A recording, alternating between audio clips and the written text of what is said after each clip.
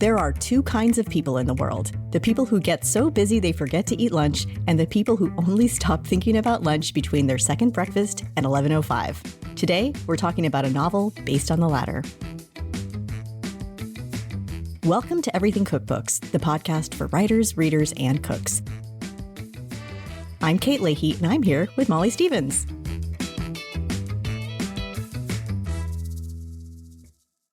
Hey, Molly. Hey, Kate. I think I know what kind of person I am of that quote I just read you at the top. What about you? Pretty obvious. It's funny. I often say that my family, we don't get up from one meal until we know what we're doing for the next meal. Right. You kind of have to know. I mean, it's like, what's for dinner? It's 10 a.m. Why should you care?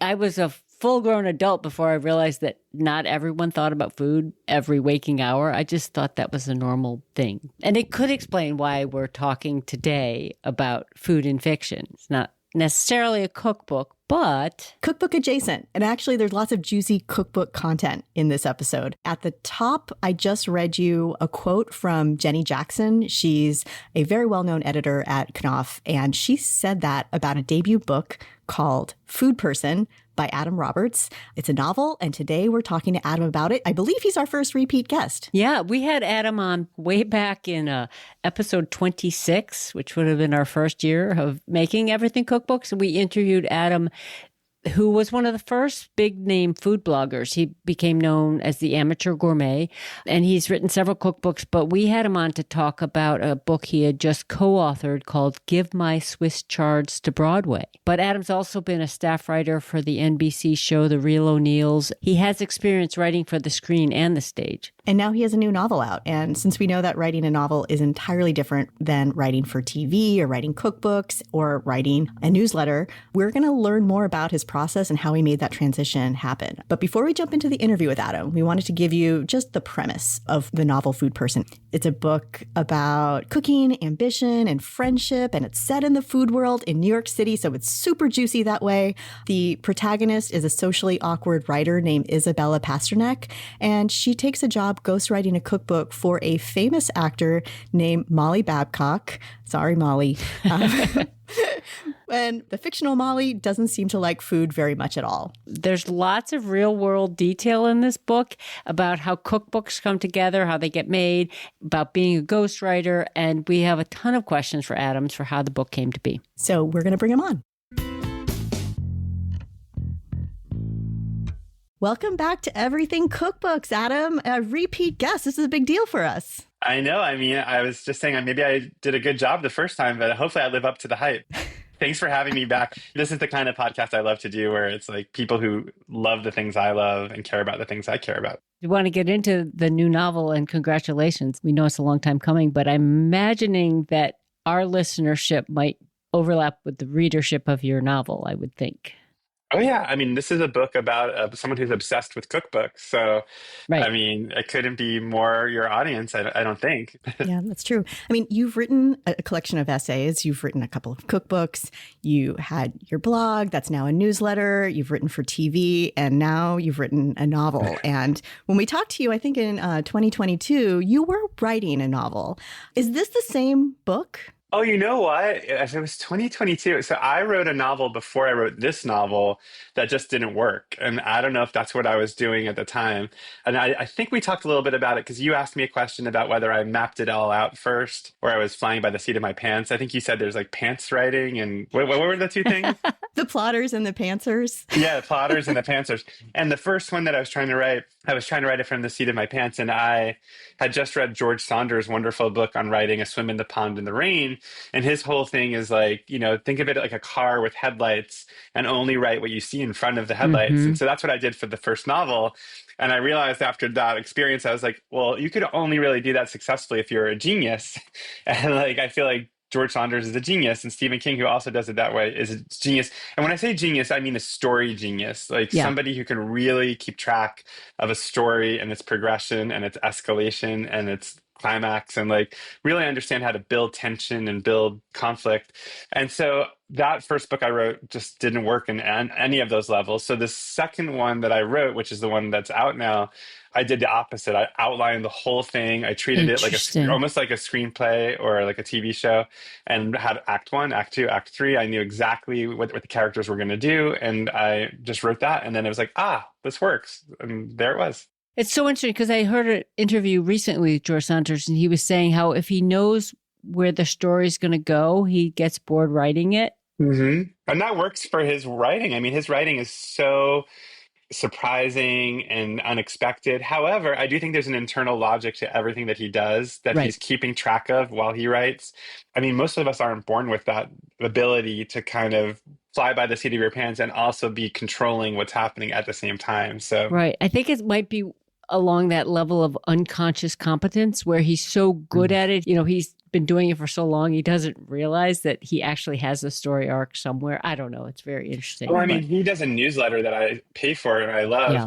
but it's like the fact that he can do this newsletter where he like analyzes short stories. Like he just did one by Catherine Ann Porter, and he did The Death of Ivan Ilyich by Tolstoy. And I was trying to keep up with just reading his newsletter by reading the stories. And it's like, I can't even like keep up as a reader. And it's like, how does he write this, do novels, teach classes? It's like, he's just a phenomenon. Yeah. But you also have a superpower in that you have experience writing for TV. And I would imagine working in a writer's room, this is what you're talking about all the time: structure, act one, act two, act three. You know, if you're building episodes, each one has to have a beginning, a middle, and an end. So I feel like you probably had some tools that the average, aspiring novelist wouldn't have had to build this story. I know everyone asks novelists, like, where did the idea come from? But like, I want to know about, like, where did the premise come from? I mean, have you ever been a ghostwriter? Well, funny you should ask. I was a ghostwriter for a celebrities cookbook, but I signed an Okay. NDA, so I can't say who the celebrity Yep. was, but I can say that the celebrity that I ghostwrote for was incredibly nice, very sweet. It was a wonderful experience. But to answer your question, the germ of the idea was just like, it was just one day I was walking, I was like, what if it was a ghostwriter for someone who was like a monster, like a Lindsay Lohan? And like, I was just thinking like about all the celebrities who don't know how to cook, who write cookbooks, like, or like ones who just like see it as like a career way to save their careers, is like, I'll go into the food space, And so I was like, well, what if it's that kind of celebrity who's fallen on hard times and really doesn't have a good relationship with food, but just sees this as a career pivot? And then it just sort of took off from there. And then by making the main character really shy and introverted, it sort of set up this neat conflict and arc for both characters. Yeah. That's so interesting. So the two main characters, we'll talk about them. Isabella, who's this introverted food writer, desperate to write her own cookbook and kind of a bit of a snob about it, about cookbooks, like very precious. And then this Molly Babcock, who, when Kate and I are talking about this, Lindsay Lohan's name has come up because she has that sort of vibe, super high maintenance celebrities, lots of public meltdowns and things, who doesn't seem to care about food, but has this cookbook deal. Which character came to you first? Was one more fully formed? Oh, that's interesting. I mean, I think they came together as a package. I mean, I'll take that back. Isabella came fully formed because she's a kind of a proxy of me. I'm not as shy as Isabella or as like scared of the world, but I certainly am like in my head a lot of the time, and that need to put yourself out there, and that need, I mean, as much as like I might seem extroverted, there's definitely a part of me that's still a little bit shy and a little bit scared. So I was very interested in writing about that. And actually, one of the things that I was kind of looking at in my own life at the time was because we were moving from LA to New York, back to New York after 12 years in LA. And we were around a lot of, for lack of a better word, selfish people or self-obsessed people, maybe is a better way to put it. I think the simple way of looking at that is like, oh, that's so bad. Like, how horrible that these people were so self-obsessed in LA. But the book was sort of allowing me to explore is that maybe it's not all bad. Like, maybe there's some good, like maybe these people who are self-obsessed are taking care of family members, or maybe they're like so narcissistic because they're generating income for something that we're not even aware of. And on the flip side, and to your point about Isabella being a snob, like sometimes being selfless can also be negative. If you're so concerned about your own how good you are and how tasteful you are and how selfless you are, you're in a weird way being selfish. So I mean, I was just really interested in that dichotomy of maybe sometimes being selfish is good, maybe sometimes being selfless is bad, and then those characters sort of emerged from that idea.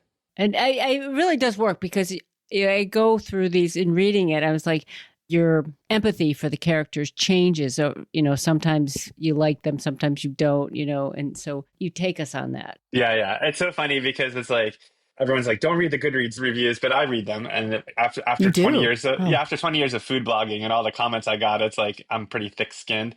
But it's so funny how many people are like, oh, I hated this character, or like, oh, these characters were so unlikable. And I'm like, but isn't that what you'd want to read about? Like, I mean, if you've just read about likable characters, it'd be the most boring thing in the world. There'd be no conflict, right? Yeah, there'd be no story. I mean, all the best books and stories and movies are all about, troubled people who are working through things. So I just find that to be such a funny criticism. Yeah, that's brave to go into Goodreads.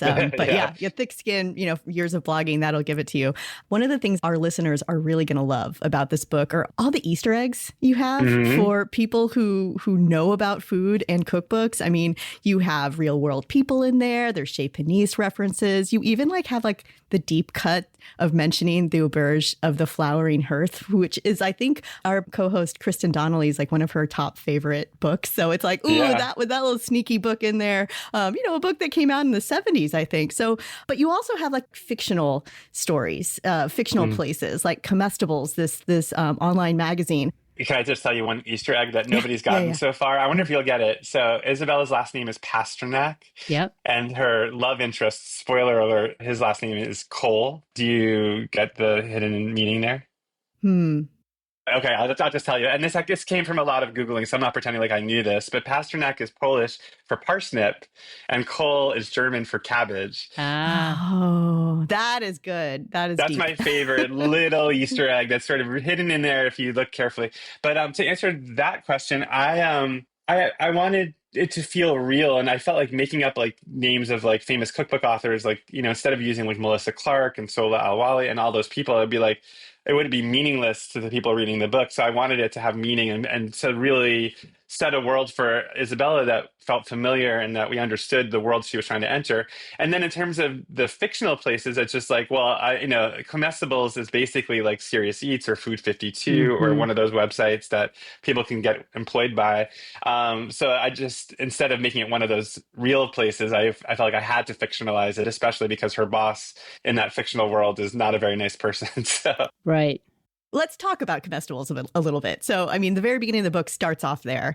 Isabel has this terrible moment where she's live making a souffle and it goes horribly wrong. I mean, where did that scene come from? Yeah, well, I have two answers. One is that really did happen to me. When I was early on in my food career, I got hired by the Food Network to host a web show. Right. The show became a show where I was on the street, interviewing Rachel Ray and stuff. But the very first concept was that I was going to be on a soundstage or on a set, with a stove and but a camera, and it would be sort of they wanted it to be the Daily Show about food, and so it was just not a great idea to begin with. But anyway, I had a whole monologue that we wrote, and it was approved by all the executives. And I showed up for my very first day, and I had to perform it. I had to have it memorized. And I was in front of a crew, a real crew, 12 people who this was what they do every day. And they worked with Paula Deen, and they worked with, and I froze. I genuinely just froze. I was trying to get through it, and all the producers and executives were there. So I went through that, and it's one of the most horrible feelings you can ever feel, is just getting stuck. But in terms of the story, I mean, if you trace the story from the very beginning, she brings cookies to work every day. And that's literally the first sentence of the book. The Key Largo cookies starts with. Another Easter egg. She brings cookies every day to work. And the story really begins when she decides to bring a cookie to her boss because she feels like she's been ignored all this time. And so she's doing a selfish thing for the first time in her year and a half of working there, which is that she's going to now make herself known in a way. And so when she brings her cookie to her boss, that kicks off the chain of events, which is that her boss says, this person called in sick and we need someone to do a chocolate souffle demo and you're perfect. And so Isabella has to do it. And then she gets fired. And that leads her to be in a position where she needs to take this job, ghostwriting a cookbook. So in terms of the story, it kind of just is the first domino that falls. I'm glad you brought that up, Adam, because one of the things that runs throughout the book is the financial reality of Isabella's situation. I mean, there is the money from her father, but still, she needs to make money. And you lead off early on with a real life quote from Amanda Hesser that says, I don't have it here, but it's like, I can't recommend anyone be a food writer anymore because, you can't make a living doing it. I mean, that's a paraphrase of it. Yeah, in 2012. And you lead right off with that. And it's a tension that drives the drama of the book, but it's a reality underscoring being a food writer and something that we didn't used to talk about and need to talk about. And in your case too, your acknowledgments, you acknowledge that Craig, you moved to New York and it was kind of a sick joke that you were going to write a novel. And that it was his support, financial, emotional, that allowed you this time to write the novel. That choice is an interesting choice to say, like, we're not just going to talk about this fantasy world of being a food writer and, bopping around New York City in your cool clothes and eating at snake bite and things like that. But yeah, well, it's funny because I got interviewed by Diane Jacob from Will Write for Food, and she asked, "What's your advice to people supporting themselves as a food writer?" And my answer was, "Marry well." And I think, as glib as I was being in that answer, I do think that a lot of people that I know who are working food writers are in relationships where they share the responsibilities of paying the rent and paying the utilities. I mean, I don't know many people who can solely support themselves and their families as a food writer. I think there's a very small handful of people who can do that, unless I'm wrong. I mean, you're interviewing people all the time, so maybe I'm wrong, but I think it's very hard. No, and I really appreciated that about this book on how the finances of Isabella's situation are so key, because if she doesn't have that tension, the book is a completely different story. It could be more of a fantasy story. But I know in my own personal career, I've had moments where it's very lean because maybe you're waiting for checks that you don't know when they're going to arrive because you're not in control of the situation. And other times where you get like a little tiny windfall, but you're like, okay, when is this going to happen again? So it's this precarious existence. Well, I shouldn't say this, but I will say this, and I won't say the name of the book, but I did work on a book with some collaborators. That publisher, it was like we had to really push to sell this book. And that publisher, between the three of us, paid us $15,000. So like to write a whole cookbook, we each got $5,000. I mean, I don't know anyone who could live on $5,000, maybe for a couple of months, but not a year. I mean, and it's just, that's just a mini example of how non-lucrative cookbook writing can be. So yes, I really wanted to bake that, pun intended, into the story. So for sure. Right. And then you've got Isabella, who's got these super high standards and is willing to turn down lucrative work, because it doesn't mesh with what she thinks. Yeah, let's actually talk about the cookbook shop owner, because she's the one who seems to really talk sense into Isabella and her love interest. They're the two that sort of like the reasonable people in her life that are saying, hey, get off your high horse. But tell us about the fictional bookstore. I love these questions because they're like setting me up for these answers that I'm just like so happy to share, which is that when I lived in LA, I knew that there was a bookstore in Greenpoint called Archistratus. And I don't know if you guys have ever been there, but it's a wonderful cookbook store. It's just used cookbooks, new cookbooks. It's like a fantasy space. And I had only visited it once. Then when I was in LA and I was working on this novel, like I created this fantasy of like what that store would be like and what the owner would be like. And what's so funny is one of my events for the book, which, when this comes out, it will already have happened, but it's happening tomorrow night at Archistratus. I'm doing an event there with Deb Perelman from Smitten Kitchen. Oh, fantastic. And it's so funny because it's like I was writing my fantasy of like, what would it be like to just get to go to this amazing cookbook store every day? And then in terms of Alice, who owns the cookbook store, I've been very lucky. I mean, Molly Stevens is one of the people I'll name. Like, I've had wonderful cookbook authors and people in the food world who've mentored me and been there for me. Just were voices of wisdom and were very supportive early on. I mean, Molly, I remember I think I was writing for salon.com and I was writing about your braising book, and I was like writing about how to braise. And I think I said to you, I was like, I want to invent my own braise. I'm going to braise chicken in orange soda. And you're like, sure, you can do that. And now I look at that, I'm like, that was the most disgusting thing I've ever made. It was like sun-kissed orange soda and chicken. But it's like, I've been very lucky. I mean, David Leibovitz, Ruth Reichel, like early on, like was in my first book of essays. So Alice in this story is a stand-in for all those wonderful food world people that I was lucky enough to encounter and who, set me up on this path that allowed me to get to this point. So I wanted to pay tribute to that. That's amazing. There's a wonderful detail in when Isabella goes to the bookstore. And again, we're giving away things early in the book. We're not going to give the big spoilers because there are some there's some plot some twists. big things, We're not going to get there. But she encourages Isabella to get a whiff.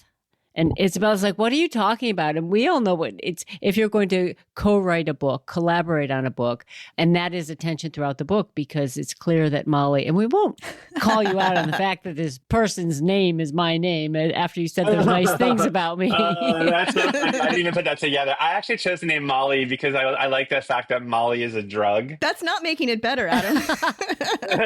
There are quite a few Mollys in food writing, so we'll just leave it at that. That's true. Yeah, Molly O'Neill. Yeah, for sure. Yeah, I mean, I was thinking about that Yeah, there too. are quite a few very successful. But this whole notion is that Molly Babcock, the celebrity, wants Isabella to just be a ghost. The deal almost falls through because Isabella is pushing for this width. It's a very insider detail, but it again drives the tension of the book.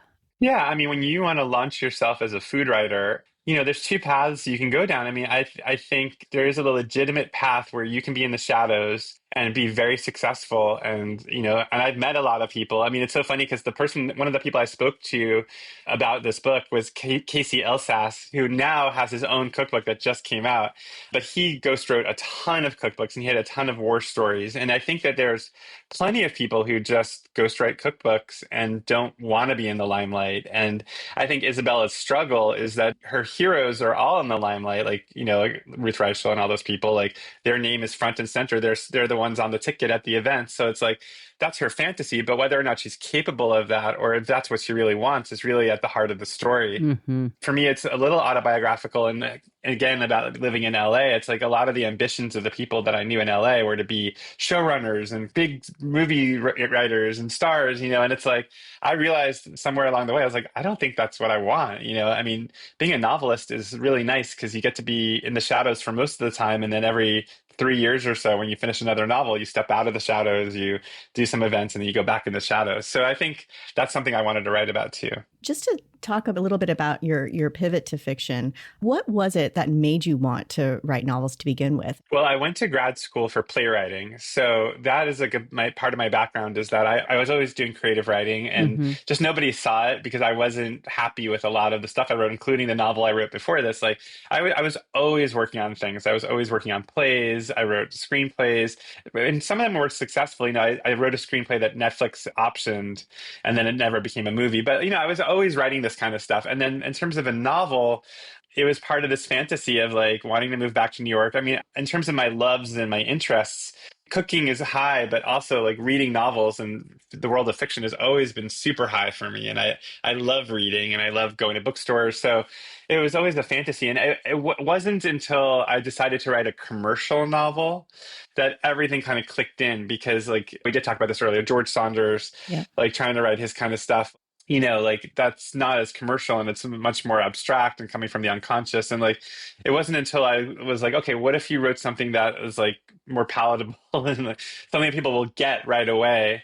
That's when it all kind of clicked in. It's like, okay, there's no shame in writing like a commercial novel, writing something that's a little bit more mainstream. And that was the moment where I kind of came up with Food Person. It's a great answer. And I'm curious. So that first novel, you never even shopped? Yeah. I didn't show a soul. I didn't even show my husband. I didn't show anybody. And that one was about a family. I was basically like my attempt to write about like the road food people, Jane and Michael Stern. Yep.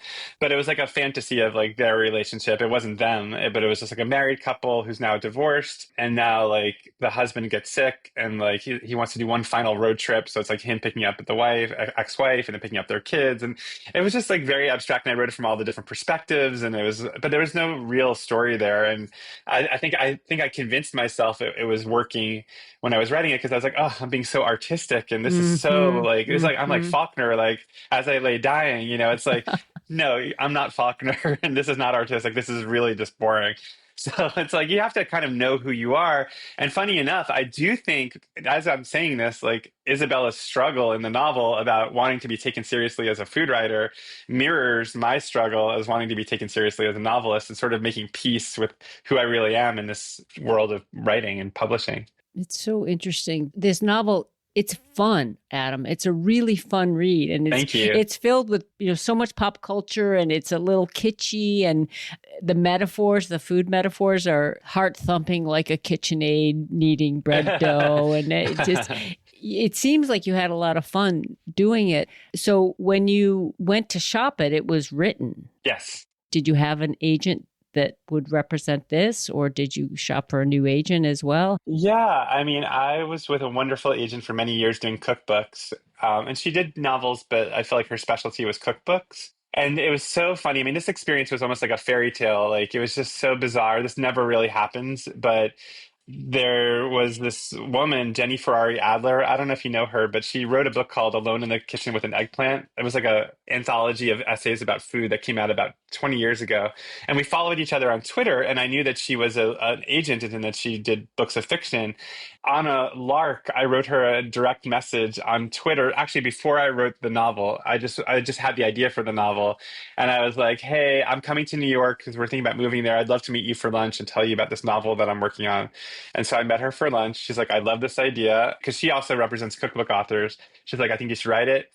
I wrote it, I sent it to her, and she loved it. And then she's like, "I'm going to send this out." And then she sold it to Knopf. And it was just like, I mean, that's just like, yeah, fairy tale stuff. it was a fairy tale. But I also had a sense when I reached out to her, I was like, she feels like she'd be the right agent for this. And like, I feel like she would enjoy this world. And I feel like she's sort of a neurotic Jewish woman who writes about food. And it's like my main character is a neurotic Jewish woman who writes about food. So it's like, it was a lot of like, synchronicity. And it was actually one of those things where like I internally knew this felt right, but to actualize it like took a little longer than I should have let it take. This is fascinating for so many reasons. You had to trust yourself, like trust your gut. And it seems that when you got real with like, no, this is who I am, this is my voice, like the puzzle pieces all of a sudden started to click. And it seemed like when you got this idea, you knew you were onto something. Because that's another thing. Sometimes when you're choosing between creative projects, like you can have all these ideas, you're like, but which one is the right one? Like which one has the most juice behind it? And this one, it seemed like your gut, you knew, and you kind of knew that she was the right person to represent you. And then you found the right editor. I mean, Jenny Jackson from Knopf, she's kind of a legend. Yeah, I mean, it is funny. I do think clicking in to who I am as a writer, I see this a lot in friends. I've had so many different friends who are writers and like people who like gone through like harrowing experiences with their religious families, and they have such a story to tell, but they're not writing about that. Like they're writing about like punk rock, like Shakespeare. And it's like, no. Like I think identifying what you should be writing about is a really hard process. It's a part of the process that no one really talks about, because you can learn craft and you can learn, how to put a sentence together, but you can't learn what is the right thing that I should be writing about. Only you can figure that out. Well, and there's this aspirational quality too. If so many of the, especially if the books that you love are about, like, I love reading about things that are not like my life, you like want to write about, and you set this in New York City, and it's so, as opposed to that first novel idea where it was going across the country on a big road trip and you would be creating these fictional environments. Whereas here you get the sense that you really are grounded in New York City. Which is funny because I wrote my first draft of this in LA, but I was so revved up to move back to New York. That's, I think, a lot of the energy in the book is part of that. Mm-hmm. Yeah. Going back to the story, let's talk about Isabella's mother. Where did she come from? Well, I mean, if I'm being totally honest, it started as like a structural need for the story, which is like, why is Isabella like this? Why is she so self-effacing? And it was also part of the thematics of the book about being selfish and selfless. And I really wanted the mother to be making Isabella feel guilty about what she considered Isabella's hedonistic interests, which is like food is a waste of time. There are starving people out there. People go to bed hungry every night. How could you be writing about French fries when, So I wanted that voice in there to help explain why Isabella was so meek and unwilling to pursue her career. That's part of it. The other part of it is I have a strong Jewish mother. My mother doesn't cook at all. I mean, she hates being in the kitchen. The joke is that she uses the oven to store her pocketbooks and her shoes, which I don't know if she ever really did that. But I mean, when we moved into our house in Florida, which is where they live, there were four ovens because the previous tenant was a baker, and they just sat there like literally like cabinets. But the mother in the book does cook, but she cooks for charity. And, there's a real arc to that story. And I really wanted that arc to really help Isabella along her way as she starts to become more self-actualized in terms of realizing who her mother really is. So that sort of was part of that process. Because like some of the stuff that the mother cooks, like it's really out there. I mean, it's like what, a can of chili and a can of clam chowder combined that the mom calls, I think, surf and turf. I mean, did you just have fun with that, or like where were these ideas coming from? Well, yeah, first of all, I just thought it was funny. Like, I just thought that's pretty funny if like the mom is like a terrible cook, but also like thematically, like the idea of not wasting anything, and like, and that, the idea, I mean, it was like sort of the counter argument to like Alice Waters, you must use the olive oil that's, fresh pressed, that just came, just like everything must be precious and perfect and from the farmer's market. And it's like a lot of people can't afford that, or they think that's wasteful. So I wanted to put this other force in the book, but her food is disgusting. So it's like, nobody's right and nobody's wrong. It's just like there's all these different entities that have different relationships with food in the book, and they're all sort of representing different counterpoints on this giant map of the way food operates in our lives. But I thought a lot about, Ruth Reichel's mother and her memoirs. That's what I was thinking. Yeah. Served a lot of like questionable food. I mean, I think the difference is that the mother in this book is really thinking in terms of charity and like not wasting and not wanting to throw anything away. But it's not because she's cheap.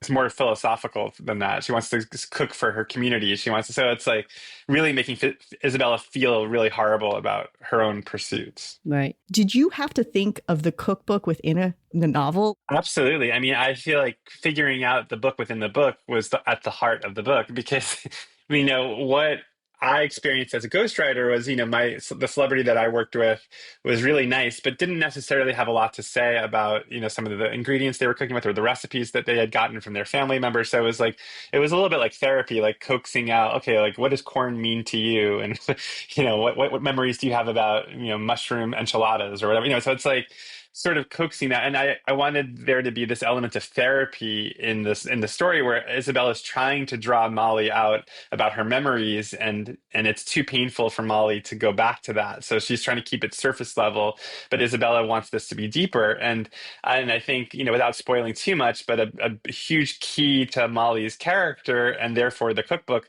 is learning about who Molly's mother was, and the surprise of the fact, and I'll just say this, but Molly's mother was a huge cook. So, right. And you learn that. And so that helps unlock her character. So yeah, the cookbook within the book ended up being really important. Yeah. Yeah. It really does drive it. So I'm curious about the editing process. How does the editorial process work with the novel, or how did it work with yours? There's two stages. I mean, the first stage was Jenny Jackson. We went to lunch. And it was one of the most incredible experiences I've ever had with an editor, because she was like, this is working. This is great. I love this. She's like, the ending needs a little restructuring, and I made a map for you. And she gave me on a piece of like a little note paper, she had just drawn like a map of how to move. And it was with the goal of keeping Isabella likable, actually. So it's funny, as much as like I made fun of the Goodreads readers for saying that she may or may not be likable, it was like Jenny was helping me like restructure the ending so that the audience could still be on her side. And it was just moving some scenes around, moving some focus around. I know it's just, and even the degree to which certain things happen, and I don't want to spoil anything, but like when something terrible happens, how terrible that thing is, like just toning those things down. So that was all Jenny's job, was really keeping a larger macro look at the book. And then there was the editing process, the micro editing, which was with the copy editor with a fine-tooth comb. So you had that map, and then you went back and resubmitted? Yeah, I just went back and I tried to make it work. And it was actually really interesting because she's so brilliant, Jenny Jackson, that it took me a while to understand how moving those scenes around was really making Isabella more likable. Like I had to, it took me a while to be like, okay, so why am I moving this scene here? And like, what is that doing? But it worked. And now I look at it and I'm like, oh, that makes so much more sense. And like, it's almost like taking a leap of faith. Like Jenny knows what she's doing, and let's just see what happens when I do this. And it worked. And then it goes to a more granular copy Oh editing yeah, situation. and that is like, I mean, at first it's great because like, wow, like we're really getting into the muck of this and like moving sentences around and deleting paragraphs, and but then it becomes almost like tedious because you're like on the fourth pass, the fifth pass, and it's like, okay, this word that you stated in the previous pass, it's still not working for us. It doesn't mean what you think it means, or it's, you know, we think it should be at the beginning of the sentence. It's funny because I play the piano and that might not seem relevant, but a lot of it is musical for me. Like it's like the rhythm of a sentence, and it's like, yes, like technically these words should be at the beginning, and that makes for a more correct sentence. But does that make for rhythmically is as pleasing to the ear to read that back and hear 100%. it Yep. that way? So a lot of the editing was negotiating that kind of stuff, where it's like, sure, we can make this sound like a robot wrote it, but I would rather make it sound like a human, right? You know, so, but the copy editors understood that. It's not like they were like, no, it's our way or the highway. It's like, okay, we get that. What about this? So it's like really a delicate dance. But it's so funny now. I read it and it's like, ooh, this reads great. And it's like I forgot about all those arguments and all those discussions. Yeah. There's one particular passage where you talk about what goes into a head note. And I just loved it because it's so sort of meta because, oh, well, that's easy. A head note just says this, but there is a rhythm in that paragraph that I really like, just really resonated, partly because I, think about writing head notes all the time. Yeah. And how long is this whole process taking now? Just curious timeline here. It was kind of fast, all of it. I mean, maybe because I was so excited about outlining it and just having like a map to what I was doing. But it took about a year to write the first draft from when I sat down with Jenny, my agent. I have an agent named Jenny and an editor named Jenny. Okay. So there's two Jennys. When I pitched the novel to her, I wrote a crappy first draft, which is like what the Anne Lamott, I don't know if you've ever read Bird by Bird. Absolutely. Right. You know, it's so interesting because George Saunders, which I keep talking about in his book, talks about like reading your own work and having an internal censor of like, is this good? Is this bad?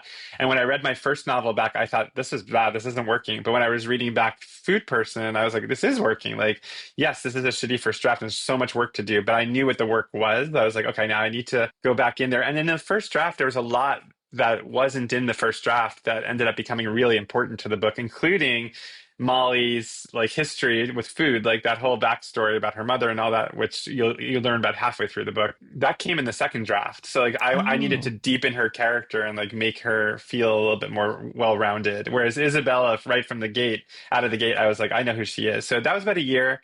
Then I sent it in to Jenny, the agent. She sold it to Jenny, the editor. And then in terms of editing, like I want to say like we sold it in March of 2024. And now we're in May of 2025. So that was about the length. Wow. It's about a year That's and fast. a couple months. Yeah. Yeah, pretty that's fast. amazing. That's like a sign that a project needed to happen, when everything kind of lines up. Sometimes like I think when projects just drag on, sometimes you're thinking, was it like not meant to be? Oh, interesting. Yeah. No. And that happens, every so often. Yeah, you never know. Well, I have to ask you about the cover for like people who are listening. Like, can you describe this cover? Because it's really just original. I've never seen a cover like this. It's a pink background with a checkerboard table and spaghetti that looks like hair with a pink comb going through it. My publisher sent this to me. I mean, I was like, at first I was like, whoa, like I did not expect that at all. I mean, I was actually expecting more of a conventional cover, like just sort of like two women on the cover, like sort of like, the kind of pastel, simple. But it was so bold and so aggressive that at first I think I had, I didn't have a negative reaction. I just had like what do I make of this? Like, I just wasn't sure. And then I called my agent and she's like, yeah, like, wow. Like, I think we were both like just kind of stunned by the cover. And then the more I showed it to people and the more everyone loved it, they were just like, oh my God, like this is so eye catching. This is so memorable. This stands out. It's so different. And then when I saw it, actually, even just today, like I went to the bookstore and saw the book for the first time on the shelf. It just really pops. So I'm really happy with it. And hopefully like people will gravitate to it. We'll see. Did you see any other options or was that it? The original version had an orange border around that same image. So it was just like bright orange and bright pink. And somehow along the way, they zoomed it in a little bit more. But no, I did not see in any other versions. I did see multiple versions for the British cover, which is so funny. And tell us about that one. That one's like two breadsticks and a pair of cowboy boots. So, or like women's boots, which I guess look like cowboy boots. That's another one where it was like a literal food person. It's so Oh funny my to me. God, I didn't think of it that way, but you're right. Like a person made out of food. You mentioned in the acknowledgments, I believe, that there was a different, was it a working title or just a... Yeah, I wrote it as Ghost Bitten, which I thought was so clever because it's like a ghost writer, ghost written, ghost bitten, like she bites her, Yeah. But my agent immediately was like, it sounds like a vampire novel for young adults. And I was like, oh, I did not think about it that way. And so then I pitched a ton of titles to Jenny, the agent, and she latched onto it. I think the title I pitched was Famous Food Person. And she's like, drop the famous, let's call it Food Person. And I was like, great. Yeah, it's a great title. It really works. I mean, you've worked in so many different genres. Is there anything about marketing or promoting a novel that feels very different? Yes. The thing that feels different is they're actually marketing and promoting the novels. Do you have to make souffle in front of people also? Just No, curious. I don't. But I've written some books, and this might be the one I was talking about earlier, where like literally like they did absolutely nothing. Like the publisher was just like, good luck, go promote it. And so to have the marketing team at Knopf be so behind this, and so I mean it's like I just think something clicked in where like this is the kind of book that maybe people want to read right now. I hope, escapist fantasy, or not fantasy in the traditional sense, but like a kind of escape into like another world that sort of lets us not pay too much attention to the horrible things that are happening all around us. And also food is just in the culture right now that's so zeitgeisty. So it just feels like that combination of like something fun to read and something food related. I feel like hopefully it's like a magic formula. Yeah. And so contemporary too. I mean, it's very much of the moment. I was reading it and then I'm like, Molly, did you get to this one part? And then she's like, no, I'm not there yet. I'm like, there's like stuff's going to happen. Your mind's going to be blown. And she's like, oh, you were right. Like there's a very juicy plot that powers you through. So people looking for their, summer reads, like we really recommend this one. Oh, thank you. Yeah. Out of curiosity, Adam, do you know what the print run was? I don't know. But just really the difference between nonfiction and fiction is so interesting. Yeah. Oh yeah, I mean, fiction, for me at least, it feels like there's a real chance that maybe I'll like sell a decent amount of copies of this. Whereas like all my cookbooks, it's like I did fine, but I never was able to like live off of it. Right, So we'll see. And knock on wood, I'm like talking the talk, but we'll see if I can walk the walk. Oh, and I could see this totally becoming a film or a... Yeah, we're trying to make that happen. Yeah, I mean, it's a slow process, but we'll see. Yeah, and I have vested interest in this just because when Food Person takes off, I can use this as a comp and say like, this book was so successful that you'll also want my food-related family story. Yeah, absolutely. There actually is a market for that because, like, I mean, there's another book that just came out called Aftertaste that all the bookstores that are posting pictures of Food Person are also posting Aftertaste and saying foodie fiction. So I think that it's a real genre. Fiction. Wow. Okay. We'll have to expand everything cookbooks and foodie fiction. It'll be like foodie fiction. Yeah, that'd be great. That's great. So before we let you go, do you have any advice for our listeners and Kate? But for moving, from fact to fiction and bringing your real life work experiences into novels? Well, find a way to make it comfortable for yourself.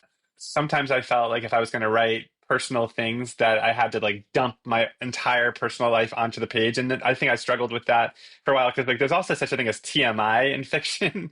And I think at the same time, it's like you don't want to hold back. You don't want to, write something where like people are like, well, where's the heart? Where's the, where's the person? So you just have to kind of find that sweet spot where you feel comfortable, but you're also vulnerable. You feel like you're opening yourself up a little bit. And my favorite like feedback that I'm getting on this book is that it has a lot of heart to it.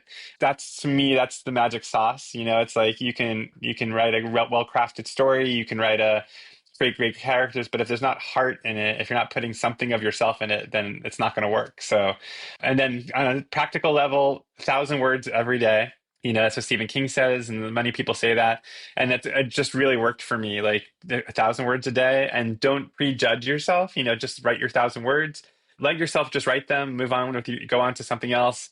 And then when you've written your 60 to 80,000 or 90,000 word novel and you get there, read it back. And that's the moment to be judgmental. Wow. That's great. Do you have a time of day you write every day or? I tend to do like my newsletter and my busy work in the morning. So I don't do the novel stuff in the morning. And then I get lunch. I then go to a coffee shop. I get an iced cortado with a little maple syrup in it. And then I sit, and that's when I do my 1,000 words. And I'm not allowed to leave the coffee shop until I've done 1,000 words. Like I don't let myself leave. That discipline. Yeah. That's great. Yeah. Do you have anything else in the works? Anything you can share? Yeah, I'm in the process right now of reading back the novel that I spent the last year. So since I sold Food Person and when we were in the edit, I started work on another novel. And actually, I started this new novel by trying to adapt the screenplay that I sold to Netflix into a novel, which doesn't work. So I spent Oh, like a whole, again, like I wrote another failed novel. I have to write a bad novel, I guess, before I write a good novel. So I wrote that one and I read it back and I was like, that is not working. Like trying to turn a screenplay into a novel feels like trying to repop popcorn, where it's like, oh, oh, good. Yeah. yeah, once it's popped, like you Yeah. can't pop it again. Yeah. So I took a character from that novel and I plopped it into a whole new idea with all new characters, a whole new structure, a whole new thought. And it's basically, and it's autobiographical because I accidentally went to law school and I have a law Right. degree. So this new novel is about a woman who goes to law school and she graduates and realizes that she doesn't want to be a lawyer, she wants to be a chef. And it's sort of her about her seeking out this mentor figure who was a cookbook author. Again, it's like the same similar world, but he's sort of a curmudgeon and doesn't see anybody, doesn't do anything, but he basically signs up to teach her how to cook. So it's like Ooh. a mentor story. It's basically the loose version of it right now. Yeah. I love that because I can already tell you can lean on all your experience on both sides of being Yeah. coming from law, learning how to cook, that richness, the specificity that people love so Yeah, much in fiction. Yeah. And that way of like, again, like feeling like you have a sense that you should be doing something, but not listening to that and then sort of starting to pay attention to that. That's great. Well, we will stay tuned. Adam, thank you so much for coming on Oh, Everything yeah. Cookbooks. And we're so excited to see Food Person out in this world. This is really great. Congratulations, Adam. Thank you so much. This was so much fun. Thank you for listening to today's show. If you have a question, a comment, or a guest suggestion, contact us at everythingcookbooks.com. We rely on listener support, and here are ways to help. Subscribe to our newsletter at everythingcookbooks.substack.com. Subscribe on Apple Podcasts, Spotify, or wherever you listen, and give us a 5-star rating. Order books mentioned on the show through our affiliate page at bookshop.org. Shop our t-shirts, sweatshirts, and other great merch, or buy us a round of coffee. You can reach out to us about advertising on the show or even becoming a sponsor. Thank you, as always, to our editor, Abby Cirquitella. And until next time, keep on writing, reading, and cooking.